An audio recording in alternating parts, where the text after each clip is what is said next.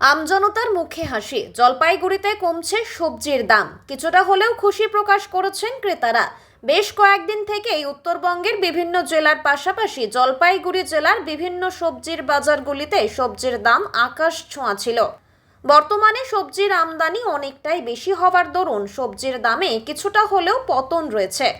ফলে ক্রেতা থেকে বিক্রেতা সকলেরই মনে কিছুটা হলেও খুশির পরিবেশ তৈরি হয়েছে।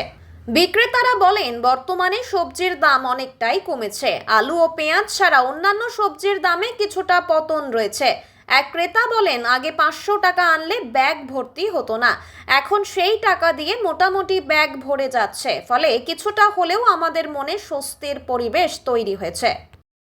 এখন বর্তমানে সবজির দাম কি রয়েছে একটু বলুন। 60-80 এরকম, 60 টাকা 80 টাকা। এরকম যেরকম টমেটো, পটল, কোয়াশ টোয়াশ যেরকম দাম কমছে। আগে যেরকম 50-60 ছিল, এখন একটু দাম কমছে।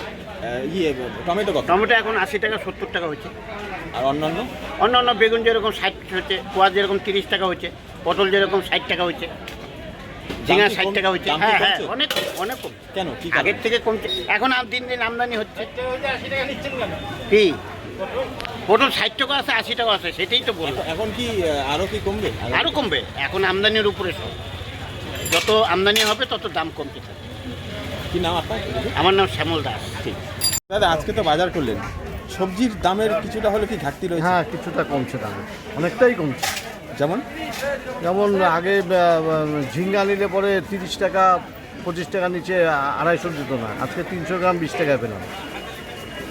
তো অনেকটাই কমছে দাম। আলু পেঁয়াজের দামটা, আলু যেমন 35 টাকা করে পাওয়া যাচ্ছে আলুটা। হ্যাঁ, 30 টাকাতেও পাওয়া যায় খুঁজলে পরে। হ্যাঁ, এটাও কমছে। আর পেঁয়াজের দামটা একই আছে, যা ছিল সেটাই আছে। অন্যান্য শাকসবজি কমেছে অনেকটাই। শাকসবজি খুবই কমছে, মানে অনেকটাই কমছে।